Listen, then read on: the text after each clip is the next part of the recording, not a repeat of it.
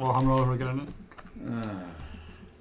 So, the theme list of the Busilalians, Bazillions, Order of the Brothermark, got a facelift, I think is probably the an understatement here. They got a hell of a lot of new and replacement units. They basically feel like a brand new army. Yeah. It's one of my favourite changes. I actually want to play Brotherhood now. Yeah. I've got lists in mind and everything. I don't think anyone is shocked or sad to see the old version of Brothermark go. Yeah. Should we start at the top then? Yes. Probably the smallest change, but one I like is adding the villain keyword to a few units. Just men-at-arms, spearmen, swordsmen and crossbows. Makes sense because men-at-arms weren't nobles, they were peasant folk, but raised as proper as actual soldiers. Yeah, take that, cart charge. When you were telling me how wrong it is that they've got the villain keyword. Yeah, villain meant like common person, they thought kind of thing, didn't it? Yeah. And it's like, well, that's what they were. They were well-stationed soldiers, but they were admittedly villains. Yeah. I like it just for the fact that there's a few auras and such that affect villain units. More keywords affecting more things. A lot of it was so niche that if you wanted to build a list, you had to face the entire thing around it. So like factions became mono build. Yeah. So opening it up again is just fucking great. Yeah, it's that the Dwarf Stonebrick issue, isn't it? Of one unit for one unit, and it was the same here. It was one aura for one unit. Whereas opening it up is brilliant. I really like it. But yeah, so. Nice small change, doesn't affect the list massively. But then Villain Penitents. Now this I think changes the entire feel of the list. I feel like 10 hordes of Villain Penitents might be. Yeah. I love it because this is the first human army now that can really do proper trash horde builds. Kingdoms of Men can do something close, but nothing like this. Not as trashy. No, exactly. Yeah, they've got a bit of class, more class to their army style. Whereas this is full on stiletto heels, tramp stamp, and thong halfway up the back now. This is proper trashy. This is a dirty Stockport night out. So the dirty Stockport night out. Villain Penitents, right? So we'll say what they've got. They've become regular, so there's a point to taking them because if they're irregular, you never would because you won the unlocks for all your characters and shit. Yeah. And they are 75 for a troop, 125 for a horde, which is absolute theft, and 190 points for a legion. Yeah, which is what I'm looking at. A dirty amount because there's some real nice synergy going on now. So what are the basic? We've got 24, 27 basic, but obviously you can for a legion, you can rally them. You can push it up. 29. Yes. Augustus, the new character, gives Rally 1 human, and then the chaplains, I think they're called. Exemplar chaplains are Rally 1 Villain with an aura for 5 points for Fury Villain. Yeah. So they're effectively a field of 29. You take that, zombie legions. 2 legions of Villain Penitents running around. Not stealthy. No, they're not stealthy now, but they have taken the cap of the highest nerve in the game now. Yeah. Potential, yeah. No, that's not true because you can now... Can't you now rally the formation for the zombies as well for undead? Anyway, they're up and they're about the highest nerve in the game for not a lot of points. Yeah. Yep. I love it. It's a totally new thing that Brothermark can do. It's still not daft. They're still only melee 4, but they're crush 1. Melee 5. Crush 1. They're only melee 5. Yeah, only melee 5. Well, they're crush 1 as well. So. Yeah. So, speaking from experience, people underestimate melee 5 with my scarecrows didn't even have crushing. These have crushing built in. They must have access to Bane Chant, surely. Yeah, a lot of access to Bane Chant. Yeah, they've got priests and war wizards and everything. Yeah, so that's going to be pretty nasty. Yeah, I honestly think that's probably the biggest of all. All the changes are nice, but I think the lanes are the biggest one for the character of the army. They were completely... I've never heard or thought of using them in... even when I looked to Brotherhood to run an actual night list, I'd never look at the lanes. So now they were entirely pointless. They felt like they were in there as something to use the old Basilian... I've forgotten the name now. The ones that weren't Sisterhood that were they called Penitents? Or something like that. Yes. Yeah. They were basically a way to people use their old models. That's how they felt. Yeah, you were to reuse Bretonian men-at-arms. Yeah, it was a nothing unit, and now it's a a unit that can define the entire feel of the army. Yeah. You know, I really, really like it. Skirmishers. So, like cavalry that can go up to melee 3. As an upgrade. So the skirmishers haven't changed, but now as an upgrade. So you can take a regiment of them with +1 wavering nerve and then melee 3, and that's what? 20 points? Yeah, it takes them to 13, 15, I believe, in melee 13, 3. 15, melee 3, speed 9. 9, nimble, thunder 1. I like it because it's that range I've been playing a lot of recently with the halfling. Yeah, 165 points. So they're in that nice little area where they're not quite knight points, and you've got your nimble, so they're nearly as good in combat, and you've got little things about here and there. Yeah. So I can see someone running it. If you're running a knight list, I wouldn't mind taking an option of these. Just to, instead of buying a nimble knight regiment, you just buy these to have a cheap version of it. And they're also regular. So if you're doing a smaller, more elite list with cavalry and knights, that's another really unlock. Cheap unlock in there. Yeah. That isn't just there to make up numbers. You know, melee 3, thunderous 1 is. It surprises people how much that the wild lancers in halflings kill. Yep. Yeah, and these are high speed. Yeah. You know, they're nice and high enough. And nimble, you catch people out.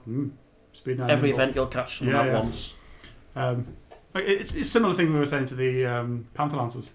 These do that similar job, don't they? Of fling down the flank.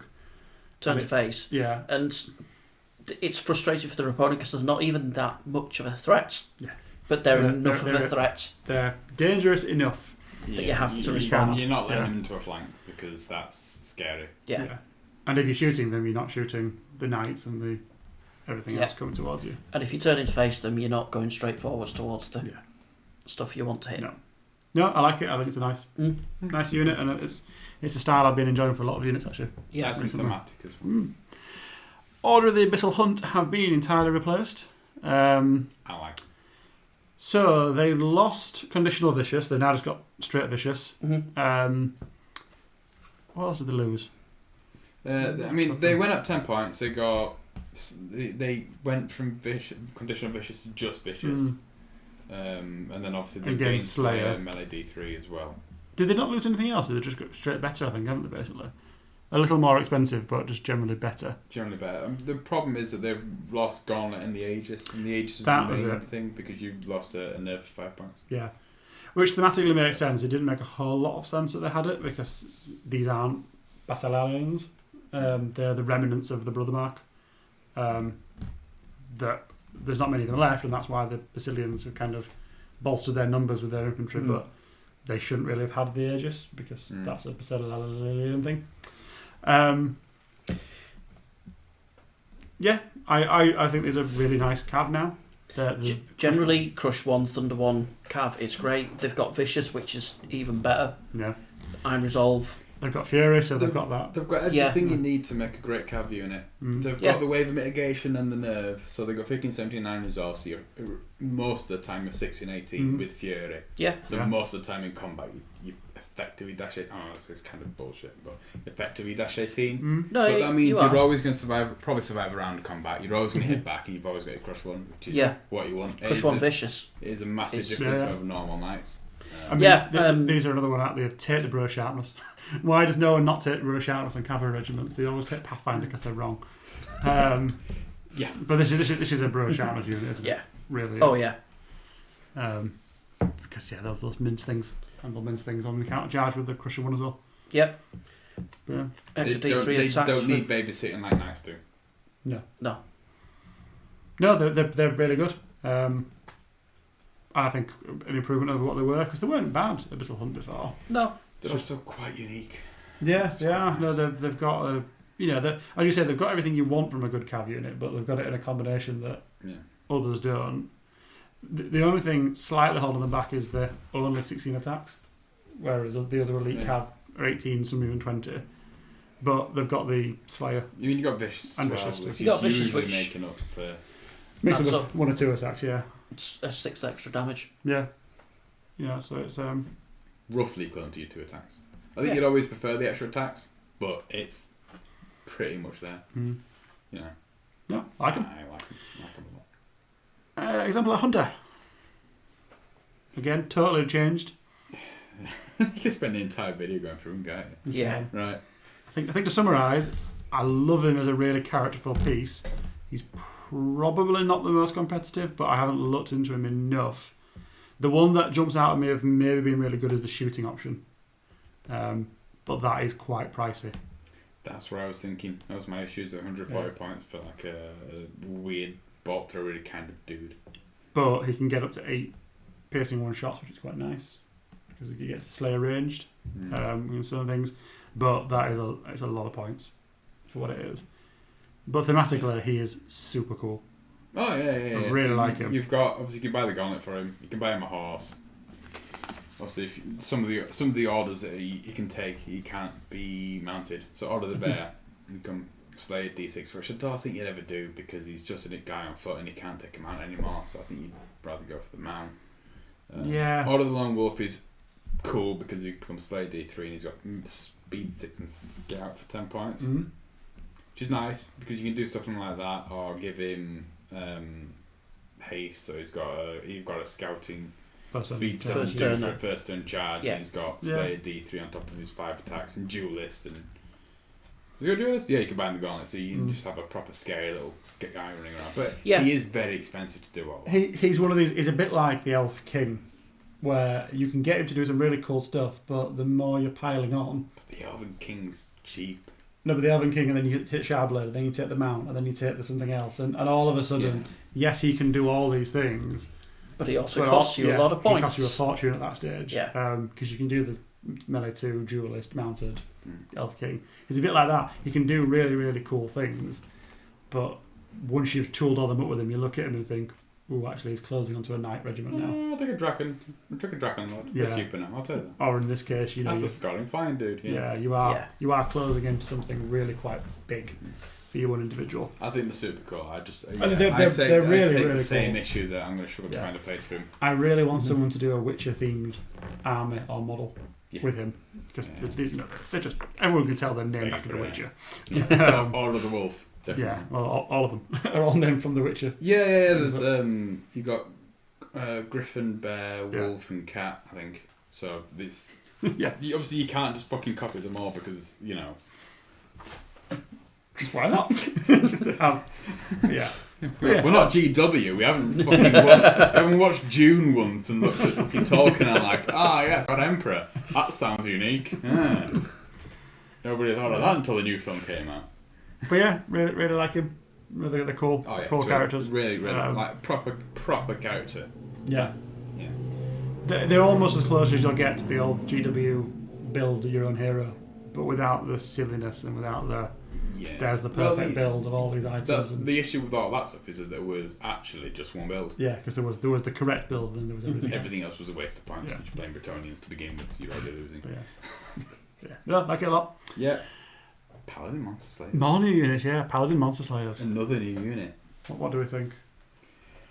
Have we reached the stage of too expensive, or is it worth it? That was gonna be exactly where I then didn't. I was about to say. I love this unit. I really do. It's got all the cool stuff. It's got Fury, Iron Resolve, 22, 24 Nerve. You just buy in Brewer Strength, and then you're looking at it thinking, that's 295 points. Yeah. It's almost Nighthawk. Yeah. For Nighthawk level of attacks and not speed and... Yeah, because obviously they're based on Footguard. Yeah. Not based on the Paladin dudes. I mean, if you look at the Kingdom of Men thing and then you extrapolate out, well, Kingdom of Men's Indomitable Will is pretty much better than Fury if you were buying a Fury item. And I mean, they're actually based on Paladin Footguard. I can tell you that because I built them. Yeah. Yes, but Paladin Footguard are based off actual Footguard. I just took Paladin Footguard, deleted rules but you're thinking and added new bits in. Footguard at 30 points cheaper, you're thinking a Nerve, Fury, Iron Resolve, Conditional Vicious. Yeah. I'd rather be cheap. I'll tell you for now, they don't pay a word for anything for the Conditional Vicious, it's free. I also think Footguard might be 5 points too much. Yeah. These are another unit for me where I love that they exist. Yes. Because they are a totally brand new thing again. I bought more Tutogan Guard, so I can run a horde of Tutogan Guard running around with hammers and being super cool. They're super cool. I don't think they're bad in any way, shape or form. I actually think they're very, very good. I think Well, they're not. They're probably costed for what they do. Yeah, I'd agree. I think if you were running a purely efficient win at all caustic style list, they're probably a little too much investment. Yeah, I think it's a unit archetype which isn't meta, which is why we're looking at it like that. I think everything's pointed correctly. Maybe you knock 5 points off, but I think that's a problem of the list archetype not really working. The very elite, but kind of flawed infantry like these are. But I love that. It's always just the 12 attacks on a unit like this that. Yeah. As a regiment, you're not running them as a regiment, are you? Because 155 is actually expensive. Oh yeah, but then as the horde, it's 255. Yeah. Yeah. But it's 22, 24 nerve. And I can get 2 hordes. 2 hordes of penitents. 2 hordes of penitents. I don't disagree with that. More damage, more nerve, more everything. I can't wait to see these units start appearing, as in the models of them. I mean, because there is something awesome about knights in full play. Because they are so cool. Yeah. This is one where I think the two-handed weapon upgrade is a good shout, unless you're taking bro strength. You've already got the nerve in the iron as well from the Fury, which means you don't have to worry about it. You can keep them relatively cheap. Your list has access to heal. Yeah. Not as good as Basiliad because you don't get your bullshit Phoenix in Samacris. So you just have to buy a normal Phoenix like everybody else and obey the normal rules of the game and pay actual points. Because in reality, of course, these are actually probably 2 nerve higher than they say they are, because your Iron Resolve will trigger twice. Most of the time. Throughout the game. But again, it's something that Brothermark can do that nobody else can do. Weirdly, from going from the cavalry army, Brothermark are actually to the unique infantry army now. Yeah, I think people might miss just having Paladin Foot Guard. For the regiment option for Paladin Foot Guard was so good, and I feel like you might actually miss them. I think it's much worse. They're only 5 points more, aren't they? I think it's fine. But yeah, I really think it's cool. Oh no, I think it's cool. And right below them, Oathsworn Guardians are another unit that I love. Also cool. Yeah. Yeah. Inspiring units, I think, are always a really good thing. Brothermark aren't quite like Basilians. They're not flooded with inspiring. Yeah. No. They've got a good amount of it, but it's potentially going to be on foot because if you're doing an infantry build or spread around. So actually having one of these centering your line is a really cool little unit. And they're not bad. Rampage is a nice rule. Yeah, I think 180s on that line we like. Yeah, I think the inspiring makes them worth it for that, but they are touching onto that thing of. I'd rather have a knight regiment. I'd rather have this, that, or the other, and just pay a little bit more for. These are one of these for me that work best when they're in amongst of a big infantry army. Yeah, if you're running 2 legions of penitents either side, and then you had 2 like an exemplar chaplain, because obviously they're spellcaster. I'll get onto them down the line. Yeah. Because they actually matter more in this kind of list now, because they have rallying for Villains and they have aura. I might as well do it now, because we're talking about it. So, Villain chaplains have been very much overlooked because Villains, exemplar chaplains, because Villains were mostly useless. May as well didn't exist, yeah. So, an entire unit archetype to make Villains better was pointless. So, exemplar chaplain, despite the fact it's got nothing written in the book, has a massive unwritten buff in that Villain now appears everywhere. So now the Aura Fury keyword for 5 points. If you could have graded the Villain exemplar chaplain, not Villain chaplain, exemplar chaplain for 5 points, you would. But it gains Aura Fury for all Villains for 5 points.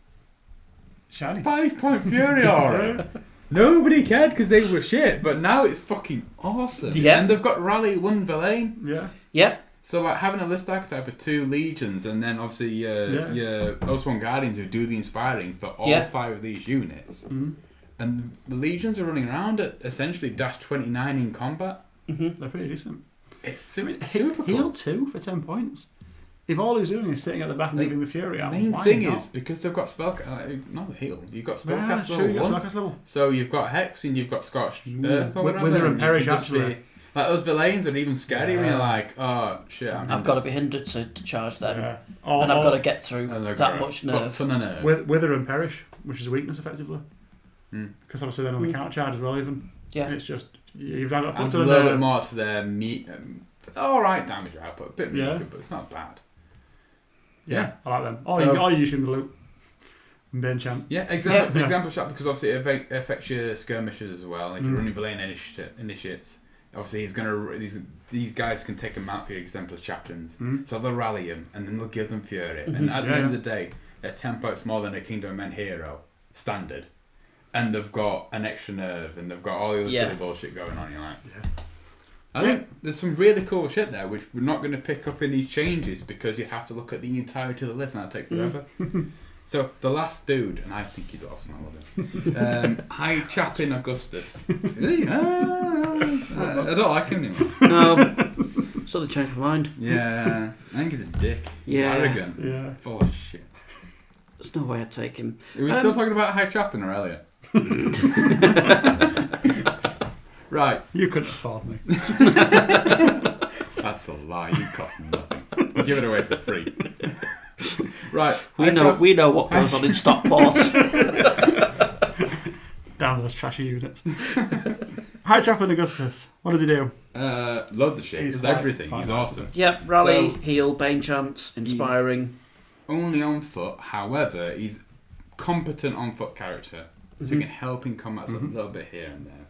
Individual, obviously, Iron Resolve, 13-15. He inspires flat everything, which is sweet because Brothermark tend to not have such an easy time getting inspiring as the Basil boys do. But then, obviously, Rally 1 human. Nearly everything's human. It's not this silly beast crap from just not Olga Palaskard. Yeah. Good. And then you've got Heal 5 and Bane Chant 3, and if you're looking for 2 perfect support spells, well, there you go. Yeah.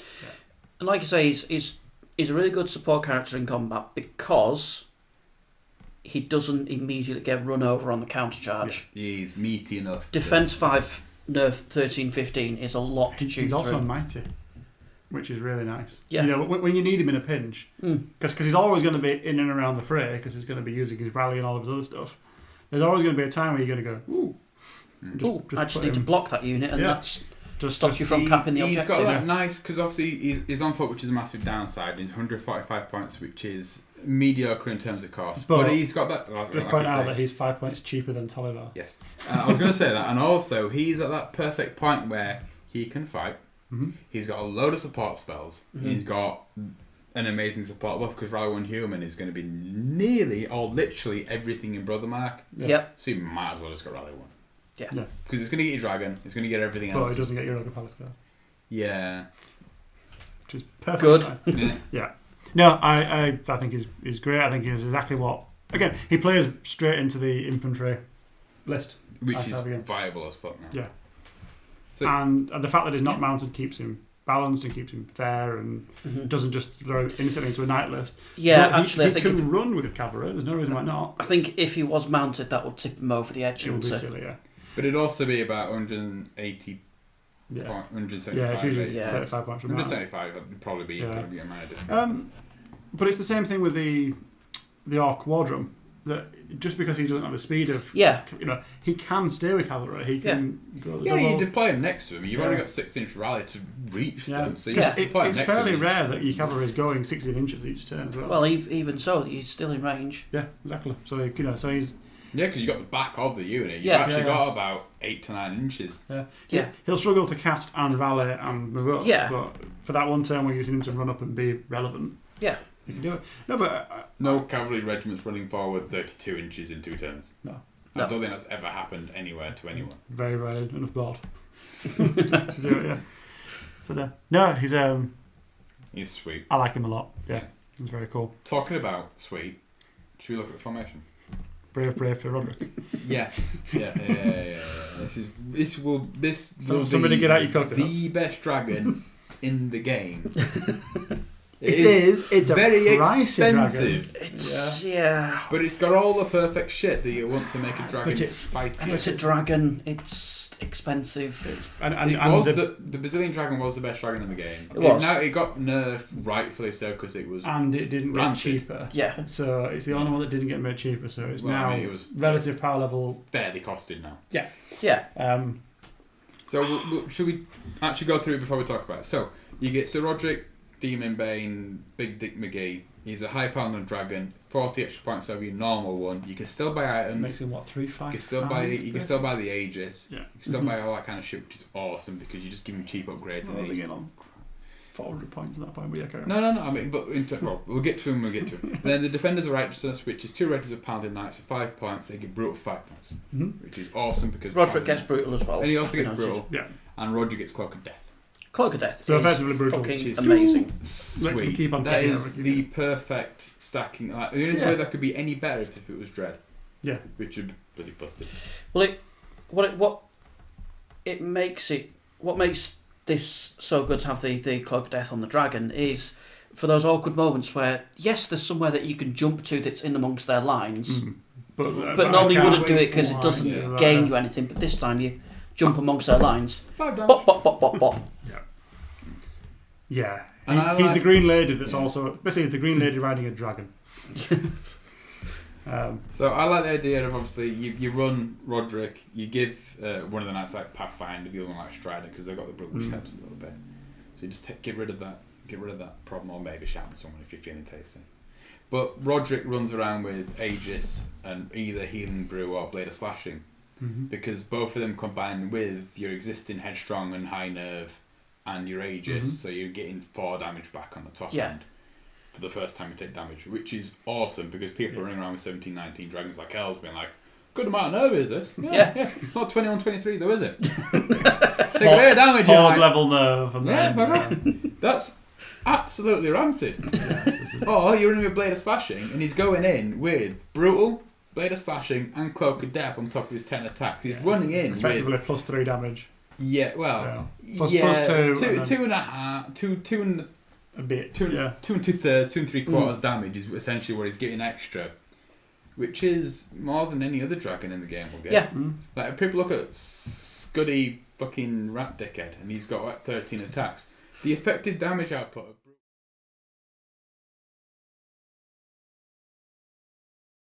He's really cool. He falls into the same thing a lot of these units do. Really, really cool, but I just feel probably a little too expensive to be the proper meta option. I think he has to be expensive to have all the perfect options on it. He does. He totally does, yeah. He does. Like, the only way he could be any better if he was just flat fearless like he used to be, and then, you know... But there's part of me that thinks if that army comes up against artillery and your opponent has average dice... You can buy your own artillery for cheap. Yeah, but you're not gonna counter shoot it. You can buy your own Veil Shadows if you're that bothered about it. You've got Inspiring. Then you're piling cost upon cost just to make it relevant. I'm ready to be proven wrong with it, but my first view is that it's just... And I think the most important thing with that dragon is that Brutal and Cloak of Death always work. You're not rolling for anything. It absolutely is. It's Craft rolling, you get 3 damage, it's effectively 5 damage, which is a normal dragon doing 5 damage. You won't be like, oh, this is bullshit. It says to me it's a 4-1 game in a 5 or a 4-2. Yeah, something will go wrong. Something will go wrong. Like your opponent will spike that nerve Paladin test. Knights are fundamentally... They've only got the output cavalry, of Knights. Yeah. A couple of spear. If your opponent gets lucky against the dragon, which can happen in 2 6 games. One shot that. I've one shot plenty of dragons before. It's and you're in trouble. Yeah, it's very expensive. Or you waver it and then it doesn't trigger its time resolve and all these things can happen. You're fairly headstrong roll, all that kind of stuff. Yeah, it's not like some of the formations I look at and say that's a trap, don't do it. I just think that it's borderline. It's not, this is awesome. It is awesome, it's just expensive. Yeah. probably appropriately costed awesome. Yeah.